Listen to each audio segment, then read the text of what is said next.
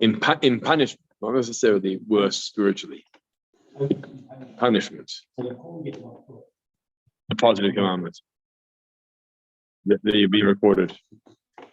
You can't get Makkot on a positive commandment. To say it's worse or less worse, you can't really say that because we don't know what's worse or not worse. For the individual, it would be worse on a negative commandment because then there's punishment associated.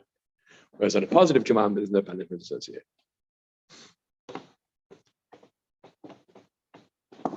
Okay, let's go.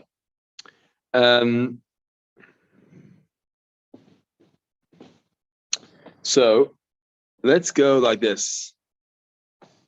We spoke about, the last paragraph spoke about this kohen that took either the kohen or the foreigner, the kohen or the zar, that took the fig that was untithed and then started making hypothetical contributions from that one fig, saying that the top is a truma and the bottom is meiser, and that's how the contributions work. Just by the way, on that note, it's actually interesting to note because it does tie into this. When it comes to contribution of meiser in tithing of financial tithing and giving a 10% contribution to tzedakah. So there's an interesting insight that I once learned. Ideally, it says that a person should give 10% of one's post-tax, one's net earnings to tzedakah. If it's possible, then it's ideal. It's not always possible because a person will often need that 10% for their own living expenses. Why can't you do it gross? You won't need to. I know you can do it if you want to, but you won't need to. More tzedakah. More tzedakah and less tax. Oh, in that way, in order to save taxes. Yeah. You're allowed to do that. 8 to 9. No, you're allowed to do that. You're allowed to do that. Yeah, but you're earning that. I see less tax. Yeah, you could do. No, you could do that, but it won't always equal financial gain if you do it before tax. In that particular case, you'll gain on the taxes, but not always. Are you allowed to gain tax? Yeah, tax back. Tax break. Yeah, sure. Stop for stock services. Although it's interesting you say that because you have to then recalculate your 10%. In other words, if you gave 100 Rand and you got back, I don't know what the percentage of earning back would be, 20%. So let's say you gave 100 Rand and you earned back 20 Rand. Is that considered that you gave 100 Rand, or is that now considered you gave 80 Rand? There's not an additional report which you have to now pay. Of that. So if you earn back the 20, now you have to give 10 back off the 20. I would see it that way, yeah. Anyway, so the point is, what happens if I once went to see someone to fundraise money, and he wasn't a member of our shul, but I was raising money for our shul, and it was a bit tricky because he wasn't a member of the shul, which I think we need to do more and more in order to sustain our community. And he said to me that if everybody would give 10%, would be a lot more comfortable community, not just a Sydney, across Johannesburg. It'd be a lot more comfortable. So this is someone who can give 10%. The question is where he allocates his 10%. And I came to pitch that Sidlam Shul should be one of his recipients. Anyway, but what happens if you can't afford to give away your 10%? Because 10% actually funds your living costs. So this Gemara actually alludes to it. And that is that one of the suggestions was that you allocate it and then you reallocate it back to oneself. So in other words, you say that I've earned, that's one way of doing it, or putting it in a spreadsheet, or putting it into an envelope. So it's actually not cheating. In other words, like this, I would suggest the person consults an objective opinion, a rabbi or friend, before doing so. But the point is, it's not considered cheating because the Meiser allocation needs to be a Meiser allocation. If I'm going to go into debt over that Meiser allocation, or for example, I'm not going to manage to pay my school fees because I've taken off Meiser, right? In fact, the schools, Torah Academy publicizes it, and others do too. They say that school fees comes before Meiser. It's tricky. In other words, right? School fees should come before Meiser tzedakah allocation. Even though school fees aren't always seen as charitable givings, it's seen as an obligation. You have to pay for a cost of your child's education. But we, the school, should be receiving your first funds before you start allocating tzedakah money away. That's that's their pitch, which makes sense. But then what do I do then? Because then if I have to pay my school fees and then I have to pay all my expenses, I'm actually going to be left with nothing, or maybe possibly even a minus. And then how do I allocate my Meiser tzedakah? So the way to do it is similar to what the Kohen does. If he allocates it, he says, of my 1,000 rand, 100 rand is Meiser, right? But then he takes it back for himself. After how much time? Almost immediately. So you put it from one account to another. Or writes it down in a book, or puts it into an envelope. Charity begins at home. What? That's what it means. Charity begins at home. That's the line. So it means writing it down in a book, or an Excel spreadsheet, or putting it into another account, or putting it into an envelope, and then says, okay, I've now allocated my contribution, but now I need to use that contribution. Again, I think to decide this on one's own self, one could be subjective and biased. I think with advice of mentor, rabbi, objective guide, it's definitely permissible according to halacha, because I can be the recipient of that meiser if I can't afford to cover my living costs. But I still have to. What I'm explaining in this is that what many people prefer to do is say, there's no way I can give away tzedakah. There's no way. So like the topic doesn't even enter into my mind, because there's no way I'll be able to cover my living costs. My answer is not my answer, is that answer of halacha is that's not true. You're equally obligated to do what somebody else is doing. The difference between you and somebody else is that somebody else will give it away, will allocate it and give it away. You'll allocate it and then reuse it for your own living expenses. It's just an interesting insight. Consider the giving tzedakah. Yes, it is. But if you do that every month, Because it's on your mind still. It's on you because you have allocated that. It doesn't mean you can't give a few rand here and a few rand there. And there's two different things here: tzedakah and meiser. So tzedakah means you give charity. You have to keep on giving charity. Everyone has to give charity. But then that can be 1 cent, 5 cents, 10 cents, and a few rands here and there. That's tzedakah, the act of tzedakah. Then there's an act of meiser, of allocating a calculated 10% of your earnings, and that gets more complicated. So what he's doing is he's allocating it like the Kohen does. He says, like, the northern part of my income belongs to meiser, and then eventually I'm going to take it back because I have no choice. Do you have to rely on what the land sports is? Like, if I give, say, 100 rand to whatever, you have to live with my side, it's black up, or can you have to, When you give it away, when you give it to you can calculate that as part of your meiser. okay, so you don't have to say before the. No. The meiser and the tzedakah can always be part of meiser. So if you keep on giving to people throughout the month, 100 rand here, 50 rand bucks there, you can keep that a cheshbon of that and use that and allocate that towards your meiser. Okay, so I'm just saying that the two are sort of, they can be related. Tzedakah and meiser can be related. In other words, tzedakah giving can be included in your meiser calculation, but the act is actually two different things. One is helping the charitable, helping the needy, and one is allocating 10% of allocation. They can be linked. They may be linked. The two may be unrelated. Well, the reason why I'm separating them is because take the poor man, for example. So the poor man, whatever that means, but let's just use that term. The poor man should still be giving tzedakah, right? But not necessarily can he afford to give meiser, because he can give meiser, but then he have to reuse it himself. But the tzedakah is an act of giving. So everyone has to be trained to give in an act of giving. The quantity can change from person to person. So what is the stock order considered? A debit order. Yeah. So that would be part of meiser contribution, absolutely. Not tzedakah. not tzedakah. No, both. That would be both. Sure. Absolutely. Then there's another debate while we're on this topic about shul membership fees. It ties into school, actually. So for years and years and years, when I arrived here, it used to be that there was this statement that the Rabbanim used to use, and that is that shul membership, Rabbi Goldman actually wrote it quite often in shul letters, that shul membership is not meiser. It's not Meiser and not Stocker, both. Not Stocker, not Meiser. But rather, it was seen as an obligation. So if it's an obligation, you're paying your association fees. You can't allocate that from tzedakah and say, well, that's going to go towards my allocation, my association fees. It's over and above. It's over and above, yeah. I argue where we are today, and I've discussed it with the basin, and I haven't really got a written confirmation from them yet because they've got other things to worry about. But I'm saying to them, paying membership is not a given anymore. There are many people who don't pay at all.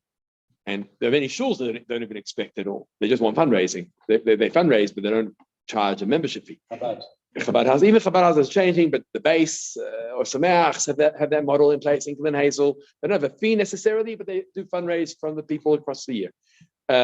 Even when we have invoicing in place, not everybody's paying the full amount, and there's negotiations, and there's some I can afford it, some I can't afford it. It depends on who it is, etc., etc. So I'm saying it's not a given anymore. So how do you convince someone to actually make it an important priority? Is by saying to them that when you allocate your tzedakah and you're giving the CSO and the Chev and the Hatzalah and everybody else, don't leave the shul hanging because that invoice is an obligation.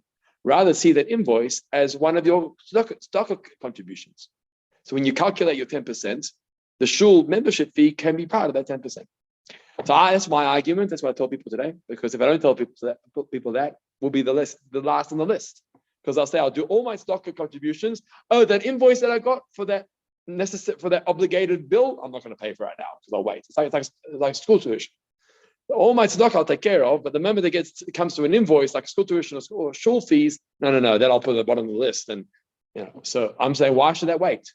It's equally important than all the other tzedakah contributions that person gives. That's my. The cross-subsidization. If they charge you 1,000 rand and you pay 1,000 rand, the actual fee is probably 600, 400 is to subsidize the ones that Others. So they should actually say, you can allocate. Right. That should be Right. So an 18A would be legally complicated, but I think Mahar should try to do that. So it's complicated. It's very, very admin complicated. Someone suggested trying to do that now is to try and divide X% goes to the shul fee account and X% goes to the 18A account. You're in for an absolute legal mess. How are you going to monitor that? And also what's going to end up happening is like this. You're going to get a letter from somebody. Yanko Shmerel is going to tell you, I'm paying the allocated amount that you allocated towards 18A, that I'll pay you. But the other one, no, I can't pay that now. No.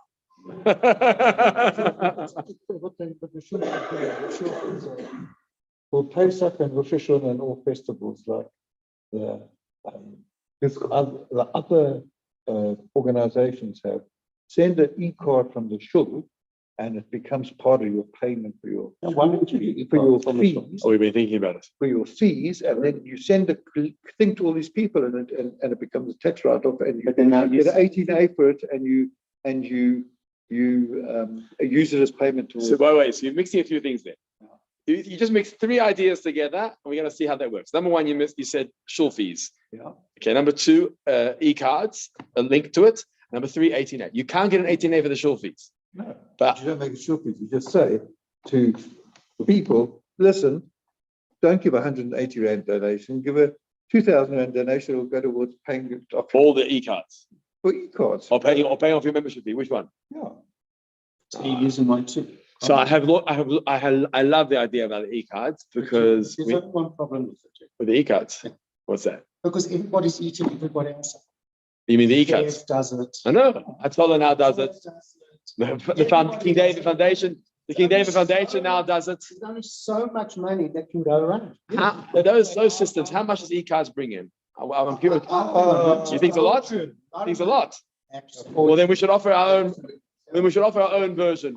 The same people send it you and you get a list. You grow that list. Well, then we should send it. We should create our own version then of the. And like I do Hatzalah, and every year it exactly. So want to do it. And it gets longer, and you just click on thing, and then you add 3 more, whatever, and that's it. It's a lot of money. But I can tell you that Feb does it. Yeah, they And all they- do it, and they're all fighting for it. And now everyone else does it. All fighting for you. But Hatzalah, foundation, you never Yeah, mentioned. but if I've got to think, okay, so you'll support Hatzalah and you'll support them, but you'll also support your own community, which is your shul. So But you if also, I've got a choice, But you're not going to send the same card to no, 10 cards to the same people. no, but you'll go, I'll send 2 from there, 2 from there, and the balance from I the don't shul. know, if I'm saying I want them on the Chib side, I'm just send all on the Chib. It's easier. It's Because easier. everything is already there. But The if emails you and know you're everything is supporting your shul as well, you'll change the way you No, think. the only thing that the shuls do have another sort of campaign over the high holidays. So we don't have, if we were to do e-cards, then we'll be accused of double dipping. Oh, e-cards and Aliyahs and your online campaign and how much are you asking for? And you've got only so many ideas, and you've got a whole community sending cards anyway. So we do Why don't you years ago. do the areas? Yeah. Why don't we just do e-services? So we didn't get in there because you can still send something. On COVID, yeah. All right, let's get going. 20A1. Okay. So now we mentioned, let's start with the introduction. The Gemara develops its challenge, focusing on the Brises mentioned that if this occurred in the year of Ma'aseh Sheni, the person was specifically in Jerusalem. And only if it occurred in the year of Ma'aseh Ani could he have been in the outskirts. That's how we start off. So in other words, we said that the earlier discussion was, why was he in Yerushalayim? He was in Yerushalayim because he had Ma'aseh Sheni fruits. And because he had Ma'aseh Sheni fruit, he therefore traveled to Yerushalayim. But if he didn't have Ma'aseh Sheni fruits, because it was the year 1, 2, 4, 5, right? 1, 2, 4, 5, which is Ma'aseh Ani. Am I right? Ready? Huh? 1, 2, 4, 5 was Ma'aseh Ani. 3 and 6 was Ma'aseh Sheni. Or other way around. No, the other way around. No, I think Ma'aseh Sheni is 3 and 6. So if he has Ma'aseh Ani, the poor man's fruit, then he wasn't necessarily in Yerushalayim. He was in the outskirts. In the 3rd and 6th year of the 7th cycle, the Ma'aseh Sheni obligation was replaced by Ma'aseh. Yeah, that's it. Okay. So it says time at the Iseh Yerushalayim. This the law we just discussed about the non-kohen. The Brisa implies in the former case, the reason the non-kohen incurs only 2 Malkus penalties, only the 2 Malkus penalties for eating tevel and truma. Let's just go through this. Tevel, it means untithed produce, and truma is that he is in Yerushalayim when he designates the tithes and eats the fig. And thus he has not violated any prohibition by eating the Ma'aseh Sheni that is in it, right?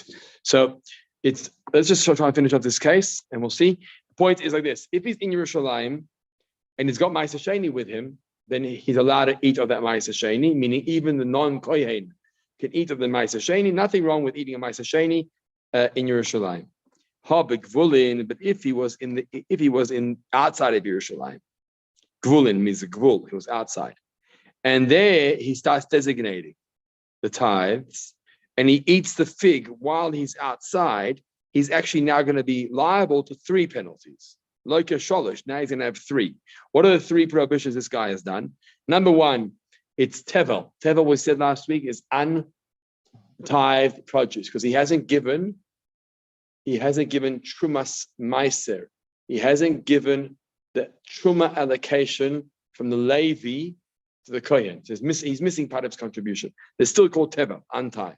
Second of all, there's truma in it because the Kohen allocated part of it for truma. You can't eat truma. And third of all, you ate the Ma'aseh Sheni outside of the wall of Yerushalayim, which we said you can't eat the Ma'aseh Sheni outside of the wall of Yerushalayim. So there's 3 issues with this. There's 3 issues. Now comes the question. I think this was the whole reason why we brought this whole discussion.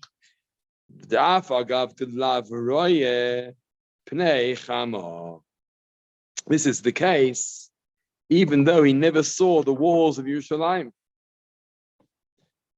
Remember, we established a principle. We said, when must you be eaten in Yerushalayim? When do you have the prohibition of eating those fruits out of Yerushalayim? It's once the fruits have seen the walls of Yerushalayim.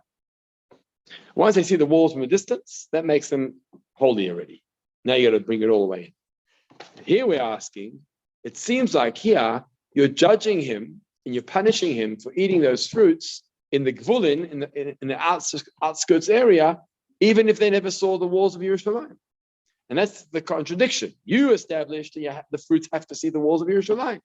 Now we're seeing in this quote that we just brought from the Brisa, no mention of seeing the walls of Yerushalayim. And nonetheless, there's a prohibition in place of touching those fruits.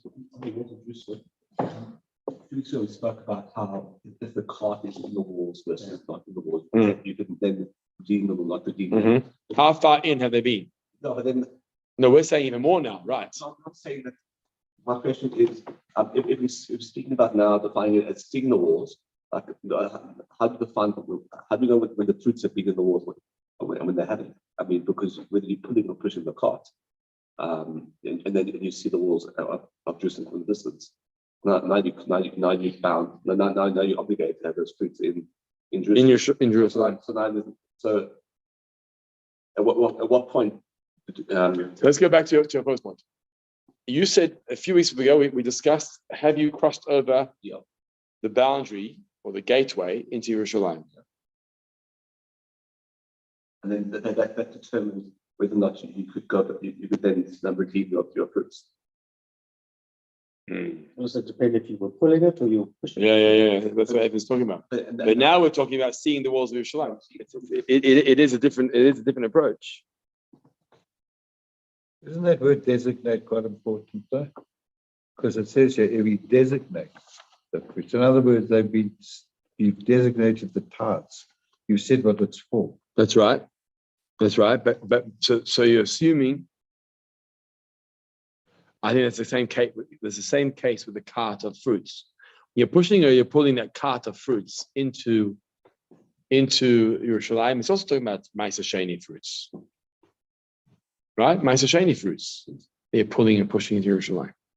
It sounds like this opinion differs. This whole discussion we're having about the walls of Yerushalayim. Can you take me back? Hilton, can you find that bit about the pulling and pushing? I thought one had to do with redeeming.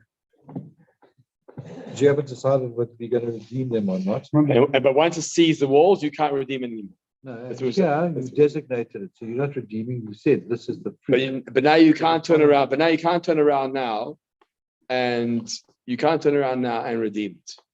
No. Once you've seen the walls of Yerushalayim, those fruits have to be eaten in Yerushalayim. Don't know. Yeah, that's what I'm saying. That's what I'm saying now. Okay, let me know if you can find. I'm trying to reconcile the two. Is it seeing the wall or is it pulling it through the gates of Yerushalayim? At the moment, we're saying it's seeing the wall. I have to clarify that point. Okay, let's go back here. 20A1. Going in and out of the wall had to do with the redemption. Whether you were redeeming it for the equivalent in money to spend. Yeah. No, but we're saying now, that's what Evan's asking. We're saying now that actually it starts from before. It starts the moment it sees the walls of Yerushalayim. That's already when you can't redeem it any longer. I'm just a bit confused about the two concepts. We'll see if Hilton manages to track it down. He found it. What page? 19A1. So those that are outside of like ordinary food and every second, those that are inside like sacrificial food. They're out. What is it? It's Bikurim. Oh, that's why. It's Bikurim. It's once you bring the Bikurim into Yerushalayim. Okay, good point. It's interesting how we highlight the difference here. Bikurim has to be brought through the gates before it actually becomes holy. Ma'aser Sheni, the moment you see the walls, it's now obligated to be redeemed, obligated to be eaten in Yerushalayim. Two separate points. Okay. Well, how much of the wall you can see? But you'll be on top of the camera. Imagine how much you'll see there. Wow. Okay, let's go. Bottom of 20A1. Gemora answers the Aili Va'apki. So how are we going to reconcile this point about the walls of Yerushalayim? So we actually had this case. He brought it into Yerushalayim. He brought the fig that we're talking about here. The one fig. It must be a big fig. He brought the fig into Yerushalayim. He designated the tithes, meaning he allocated the different parts of the fruit, then took it out, and the person ate it outside. The aili, the apki. He brought it in, he took it out. Since they've already been brought into the city, he now incurs Makkos for eating it.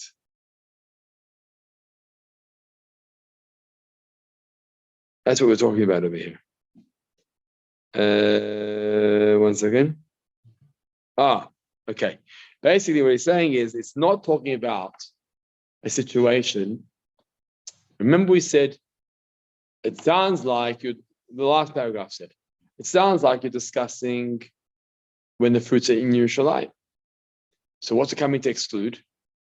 What's the counter? What's the counter event? Oh, wait. So our initial understanding was if we're discussing eating it in Yerushalayim, then it's coming to counter what happens if you ate it outside Yerushalayim. That's not what our thinking is. And if you're specifying it specifically in Yerushalayim, it must be coming to exclude a scenario which is outside Yerushalayim. And what happens outside Yerushalayim? You actually transgress 3 issues. We said Tevel, which is untithed produce, Teruma, which is Kohen's contribution, and Ma'aser Sheni, which is outside the wall. Now, the question was, why should you transgress Ma'aser Sheni if it never saw the wall? That was the question. Gemora says, no, you're misunderstanding. The exception to the rule, or you're coming to exclude not a case of outside the wall. You're coming to exclude a case where if you walk in and you walk out, and then you eat of that fruit. You walk in, you walk out, and then you eat of the fruit.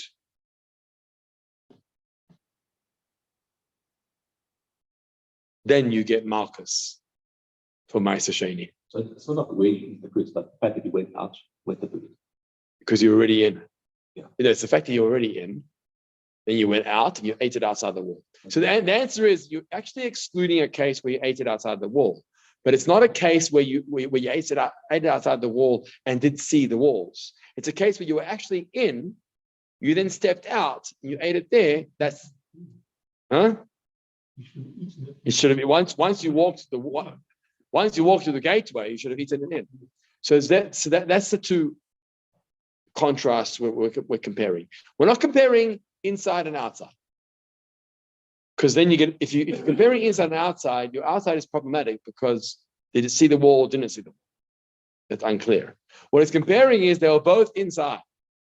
They're both inside. One of them left to go outside, and now the question is, do you transgress? And the answer is you would transgress because you ate the Ma'aser Sheni outside the wall. Even just go back, the money you redeem, even that money you need to spend that money inside the wall. That's right. And to eat it as well. Exactly. So, Tevel, Yeah. if you take it into the wall, no longer Tevel. So if not, if salt which I'm taking out. If wait 1 second. If the tevel is say it again about the tevel. The tevel means untithed produce. What is that? If you take it into the wall, Yeah. does it then becomes to a house? No, no, What point? no, it doesn't. So you end up having one set of fruits, one fruit that has many prohibitions linked to it. So number 1, it's untithed. You'll never solve that until you tithe. Number 2, it's Ma'aser Sheni. That's what we're saying. So one fruit could have multiple issues with it. You could have one fig that has truma in it. Remember, what does the Kohen say? The Kohen says at the top of it is truma for me. Right, it's my truma. Part of it is a tithe. Part of it is Ma'aser Sheni. So we're saying that one fruit actually can have multiple issues with it. That's the issue. It doesn't become tithe. It still retains its issue of being. That's what we're saying. He gets 2 or 3 times lashes because the one fruit could cause the same amount of trouble, or shall I say, triple amount of trouble. But the table portion, if you took that outside again, Yeah. No, you still transgress tevel. The tevel you haven't resolved. That's what we're saying. There's 2 or 3 times lashes here. You have not resolved tevel. We're just trying to figure out if you transgress the Ma'aser Sheni issue. Understand? So it's more like a hypothetical case because you're never going to hit someone 39 times 1, 2, or 3. So it's a hypothetical case of, well, I guess courts do the same thing, right? To figure out how many life sentences you're guilty of.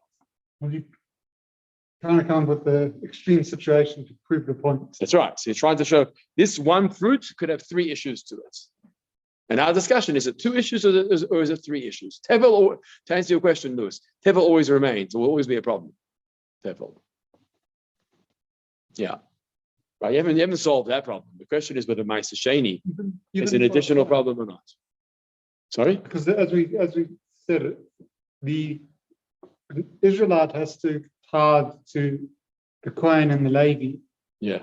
But if the Kohen, he's tied into himself.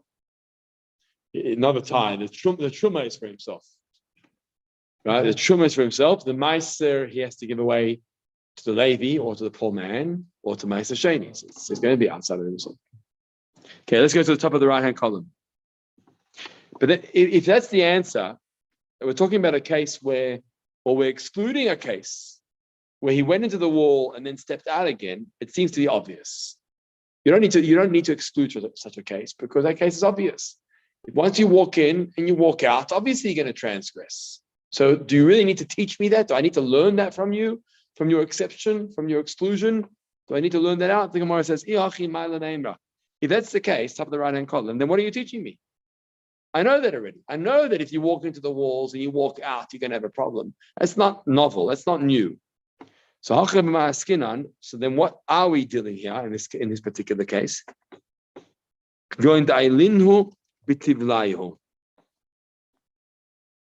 He took them into the city when they were untithed, but then took them out of the city before making them Ma'aser Sheni.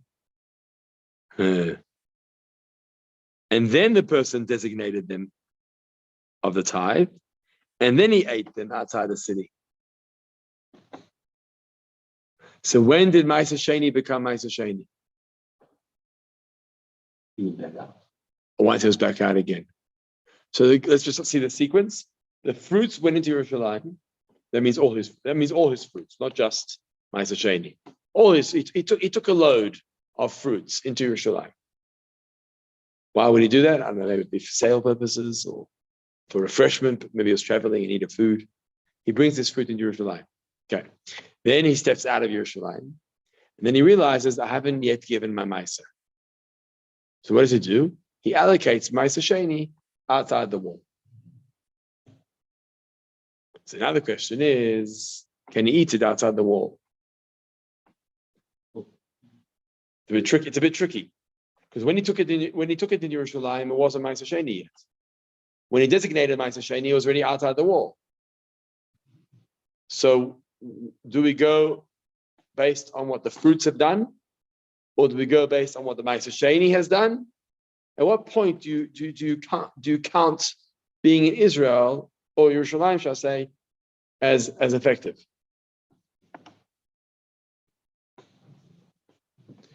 So the Gemara says, "Ukusavar."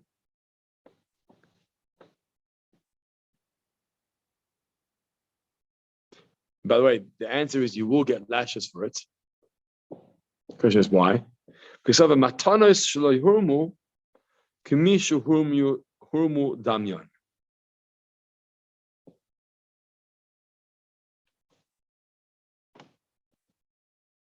Not an easy concept. What's the answer?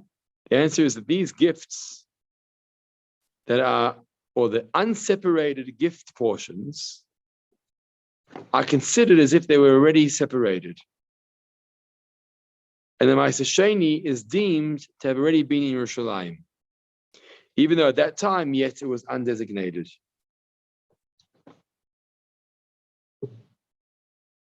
Okay, this is an interesting debate. I'll explain to you the question. when I take tevel, I've got untied food. This is you can see the practical consequence of this. I've got tevel, untied food. The question is like this: if it's untied, it means nothing's been separated yet. When I decide to separate, am I now creating new statuses for the fruit in my basket? So I now say that this orange is truma for the kohen, and this orange is meiser for the poor man, and this orange is meiser for the Levi, and this meiser is to be taken to Yerushalayim. Am I now designating it? Or the alternative thinking is that the designation or the allocation was already done in retrospect. Meaning, in this bundle of fruits, you already have truma, you already have meiser, you already have all the allocated fruits are actually in this body of fruits. Now, the fact that it's called tevel, what does tevel mean? Tevel means you haven't actually removed it, but the potential is sitting within the fruits as well. Now, it sounds hypothetical, the debate. Again, do you designate? I don't know what the English terminology would be. Do you designate here on, hereafter, or do you designate in retrospect, prospectively or retrospectively? Very good. When you're allocating fruits, are you allocating new allocation, or are you just expressing that which was already in the fruits originally? Where do you see a practical outcome? This case, when you took the fruits into Yerushalayim, they were tevel. You were a farmer. You took your fruits into Yerushalayim. They were tevel, untied. You then came out of Yerushalayim and started allocating. And one of the allocations was meiser sheni, which you ended up eating outside the wall. Question is, are you guilty for eating that meiser sheni outside the wall? If you believe that allocating is prospectively, what was your term? If you believe that allocating is prospectively, then you shouldn't be guilty, because it's only been allocated once you came back out the wall. So why are you guilty? But if you believe it was retrospectively, meaning when you allocated, you actually allocated a designated portion from within the fruits, that designated portion was actually in Yerushalayim already. And that designated portion, is that the word? Prospectively? And that designated portion was already in Yerushalayim. And therefore, although you only allocated it afterwards, you're actually only allocating the portion that was already allocated. It sounds like I've never switched in imagination, because what happens if I goes in there, he takes all his fruits, he's going to sell. Yeah, sell, exactly. Nothing about it. Yeah. Somebody comes and she says, "Oh, what about master?"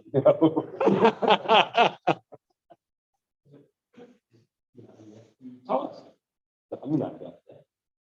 How can you say that you're getting tension, or you came there and some of it was actually? Yeah, so how can you say retrospective, right? How can you say retrospective? So I think what we're saying is like, so I tell you like this. If I tell you like this, it doesn't necessarily go via the intention of the farmer. Exactly. Hashem said that in this tevel, there's got to be allocated produce. So it's almost God dictating it rather than the farmer dictating it. It's kind of similar to butter. That regardless of whether you have to do about it, not butter. So The first one, right? Yes, you're saying it's not necessarily the father or the farmer that has to decide the firstborn right. It's if God decides. So to be here, you chose to allocate meiser sheni. Actually, God already designated it. You haven't done anything about it, so it was sitting within your regular produce. But then you came along and designated the godly portion of meiser sheni. So how did it tie in here? And by the way, it's actually a debate. So it's not so simple. Retrospective or prospective is actually a debate in the Gemora as to what stage you call it as being allocated. So this opinion holds, or kusavar, in the middle of the paragraph, you can see that, or kusavar, matana shaloi hurmu, kami shahurmu damyon. Gifts that were not allocated or not separated are actually considered already to be separated.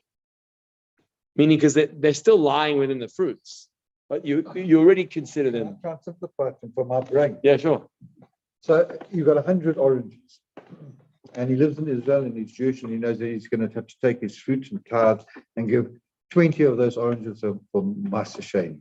Yeah. He goes into Jerusalem and then he leaves Jerusalem with these 100 oranges, and then he's outside the walls and he takes 20 oranges and he says, those are for Maaseh Sheni. The other 80 are automatically allocated to other tithes that have to happen. Always on them. Or whatever, but it's the automatic thing comes from the remaining. But those 20 that are there are for Maaseh Sheni. Now he eats one of those 20. Can it be left? Yeah, That's the question. That's the question. But yes, because those fruits have been to Israel, and he knows. I mean, and he knew, that he had to. Yeah, but Lewis is saying, what happens if he didn't know? But he shouldn't know because he's a Jew living in Maybe he's Israel. It's the uneducated. law. Maybe he's uneducated. Ignorance is not. Well, Ignorance. It's not an excuse. It's not an excuse.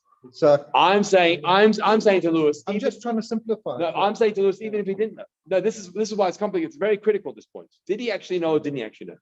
I'm saying the Gemara's logic is, even if he didn't know, this is very unique. God already dictated that 20 of those fruits are going to be Maaseh Sheni. But is it not? Whether he was conscious of it or he wasn't conscious of it, God has already told you that 20 of these fruits are going to be Maaseh Sheni. So he will get. He will. He will. So the bottom line is he'll get Malchus anyway outside the group. What we're trying to figure out is why. If the fruits went in undesignated, and then he came out, and then he allocated the fruits, why is he getting lashes for that? So we're trying to figure out.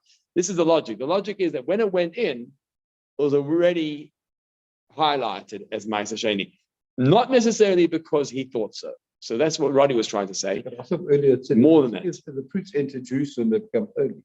Yes. So, When we said that a page earlier was when you took in Maaseh Sheni into the wall. yes. Here he didn't take in Maaseh Sheni.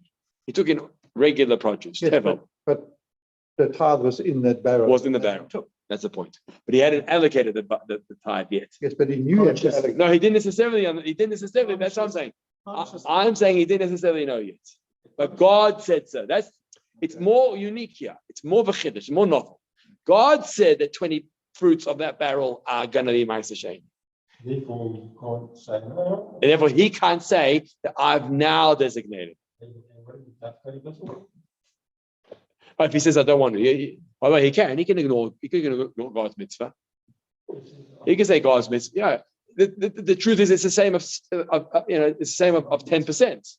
You can ignore the 10% and say I'm not going to pay attention to it because I don't want to. So to be, I don't want to give away Maaseh Sheni. I'm not going to give away, even though God already dictated that 20% is going to belong to Maaseh Sheni.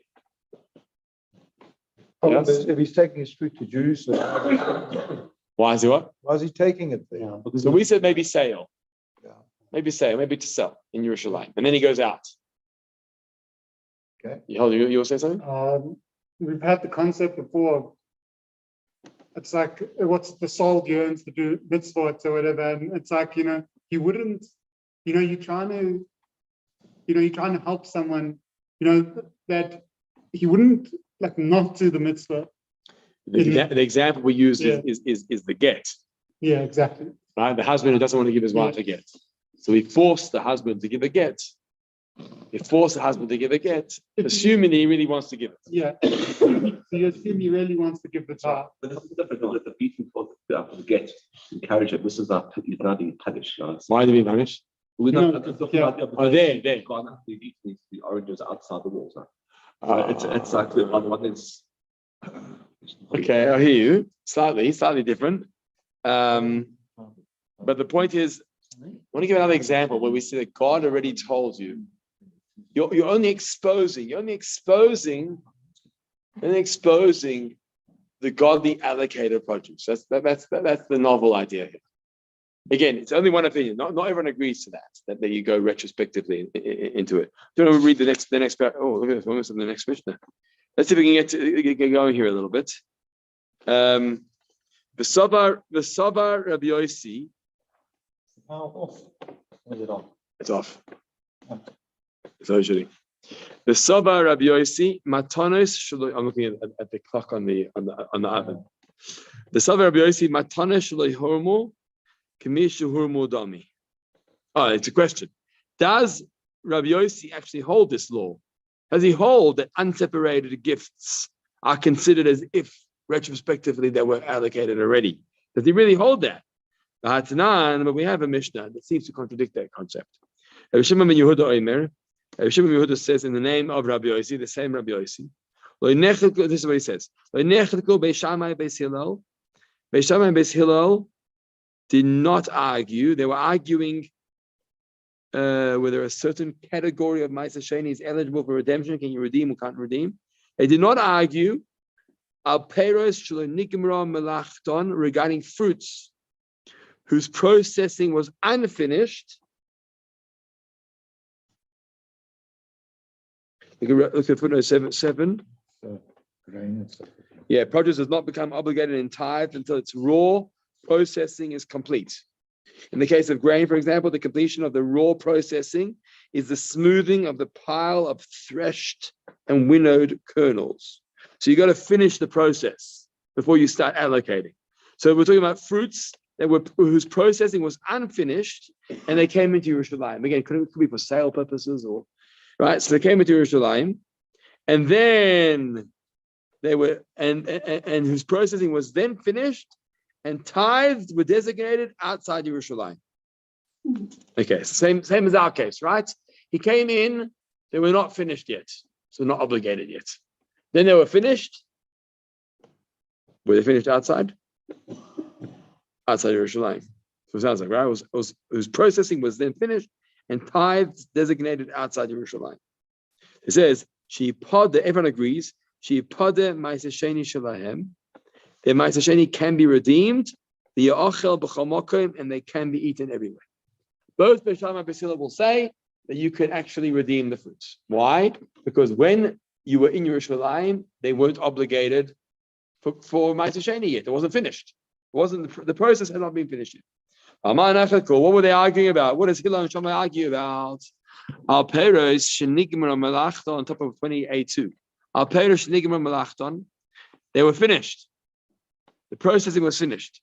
The Avru Yerushalayim, and they went through Yerushalayim. Okay, so now they were finished and they went to Yerushalayim. Beis Shammai omrim. Beis Shammai say, Yachzir Ma'aser Sheni shelahem. You got to take it back.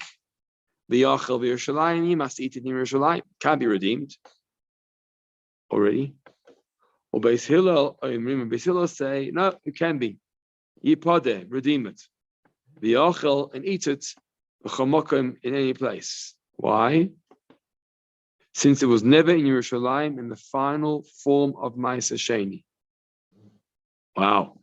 Since Rabbi Yossi quotes Beis Hillel as allowing redemption, he obviously follows this opinion. How do we know that? Because as a rule, halacha follows Beis Hillel. Okay, so you understand the point here. You came into Yerushalayim, the project was already finished, already processed. You hadn't yet allocated. You then stepped outside, and then you took off Ma'aser Sheni. It's the same as our case that we spoke about earlier. Fruit coming in, don't allocate. Step outside the wall, now allocate. What does Beis Hillel say? Beis Hillel says you can actually redeem it. That means you don't have to eat those fruits in Yerushalayim. You can redeem them and exchange them. That means they carry no holiness. But you see the walls. No. We're talking about a case where you walked in and you walked out. Yeah, they're talking about. You walked in, you walked out. What are you saying? You've seen the walls. You've seen the walls. We actually didn't raise it. Grain in this case. This case is grain. It's about fruits whose whole processing was finished. Yeah, it's fruits. What do we say? Grain or fruits? The top of the paragraph. Fruits. Peiros. Grain or fruit. Yeah, it's produce. It could be fruits as well. Yeah. Okay. Evan, hold your thought there about the wall for a second. The fact that he quotes Hillel shows you that he actually doesn't hold an issue. So what happened to the retrospective allocation that we were concerned of?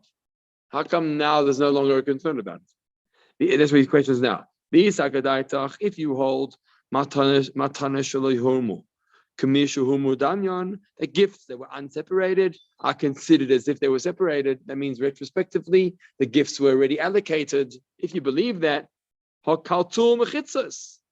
walls of Yerushalayim have already encompassed these fruits and the Ma'aser Sheni, albeit it's unseparated. So what do we see from here? It must be that he's not concerned about pre-designated fruits. And it's a question against Rabbi Yossi. We said earlier that Rabbi Yossi is concerned about pre-designated fruits, pre-allocated fruits, in retrospect.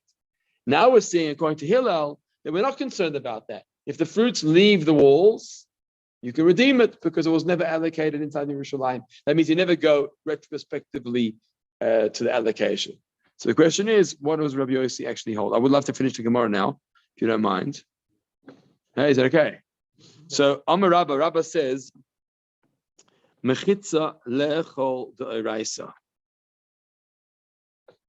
The reason why this is different is because the mechitza, the walls of Yerushalayim, is a boundary according to biblical nature. It's a biblical prohibition around the walls of Ma'aser. And therefore, he says that he's more strict about Ma'aser Sheni and the wall allocation.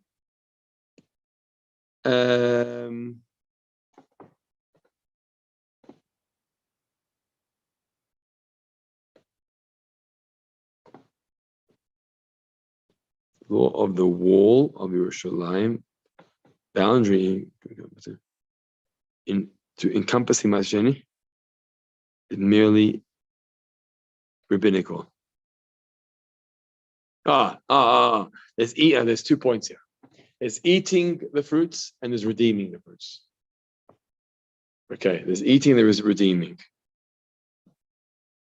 Once they walk into, there's 2 things here.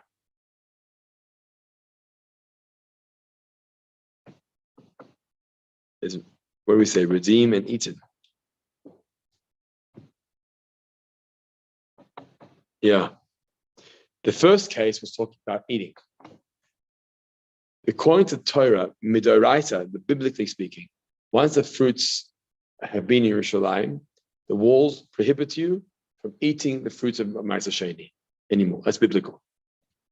That's why we're more strict about it. And that's why you can't eat it afterwards. But when it comes to redeeming, that's already rabbinical. Regarding redeeming is rabbinical. If you look at the top of the right-hand column, biblically, although Ma'aser Sheni that has entered Jerusalem may not be eaten outside, it may still be removed from the city for redemption outside. It can still be removed from the city for redemption outside. It is the rabbis who decreed that the Ma'aser Sheni may no longer be taken out and redeemed. So therefore, he's distinguishing between eating the fruits and redeeming the fruits. Even though if you redeem it, you will end up eating it. That's okay. That's okay. Pre-redeemed. Pre-redeemed is biblical. You lost here? Okay, let's just finish this point. So he's categorizing that there's 2 issues. There's an issue of taking fruits that are holy and eating them. You can't eat Ma'aser Sheni outside the walls. Yeah. There's another prohibition as can you redeem them for money and then eat them. That's 2 separate points. So one is, can you eat the holy fruits? Debatable. Can you eat the holy fruits? Second of all, can you redeem the holy fruits and then take the money and exchange the money for the fruits? You understand the 2 points? One he's saying is biblical, and one is saying is rabbinical. One eating it immediately is a biblical prohibition, and therefore he's more strict about it when it comes to the walls. And he'll say pre-allocated, you can't eat it, you're not allowed to touch it. More strict. When it comes to the rabbinical side, which is the redemption side, he's more lenient, and therefore he'll allow you to redeem those fruits and thereby come to eat it afterwards. That's a separation, biblical and rabbinical. Let's just clarify the rabbinical part. It's the middle of the brisa. When did the rabbis make this decree? When did the rabbis actually get strict? Ki'isei be'enei, when they were in Yerushalayim, already designated. That's when the rabbis were strict about redemption. When they were in Yerushalayim as Ma'aser Sheni, that's when the rabbis were strict. But Tivlei, he already designated them. Taken them to Jerusalem. Yeah, in Yerushalayim, and took it out. And then you decide, no. To leave, I'm going to leave. Yeah, no, first I'm going to leave and do it outside and redeem it outside. Yeah. But Tivlei lo gozer rabbanon. If it's just untithed and it hasn't been properly allocated, there the rabbis did not make their decree.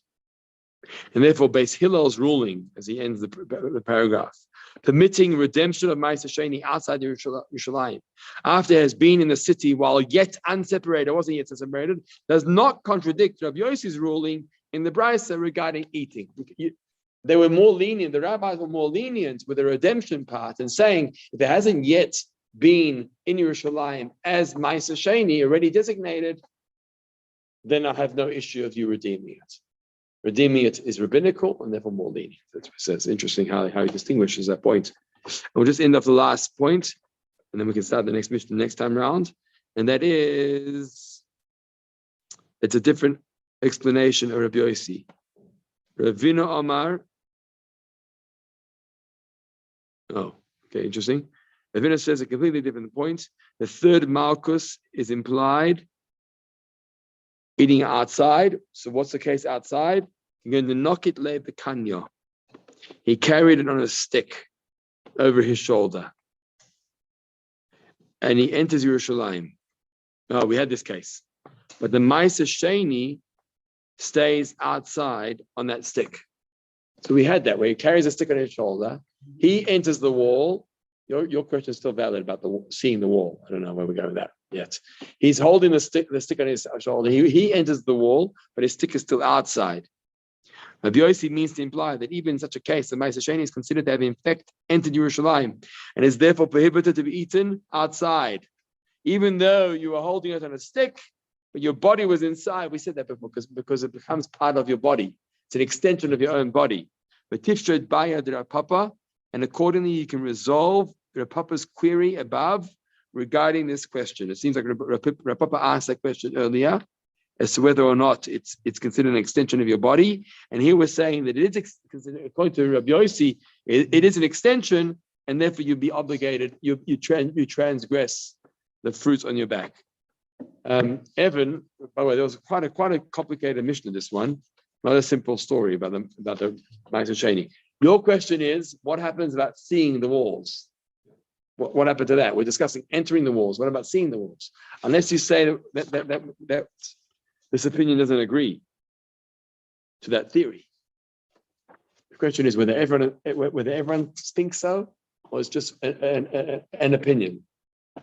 Evan's saying, if we're discussing sticks, entering the walls with sticks, what happened to the concept of seeing the wall from far away? What do you find there? No, I'm just I'm going back to where it talks about Rav Papa, and there it says Taiku. Then there's a footnote there. Taiku, we don't take it. Go on. And it says. Then the footnote actually, the article footnote says, nevertheless, the Gemara revisits this issue exactly where we are. Yeah, now, very good. 13. Actually concluding that the stick is an extension of your body. That's the conclusion. The conclusion there. Just before that, but it seems like this opinion won't agree to the concept of seeing the wall, because we're debating whether you entered the walls, you didn't enter the wall. Everyone's saying, but you saw the wall. It's enough, right? That's what it seems like. Not everyone's going to agree to that point of seeing the wall. Okay, so that brings us to the end of this. The next Mishnah is going to be speaking about completely different topics, more about shaving one's body. There's a new list of Makkos punishments, which is obviously a very different topic now about one's body and hair and manscaping. It's called manscaping. What's manscaping? Don't get into it. Don't go down. Don't go down. Excuse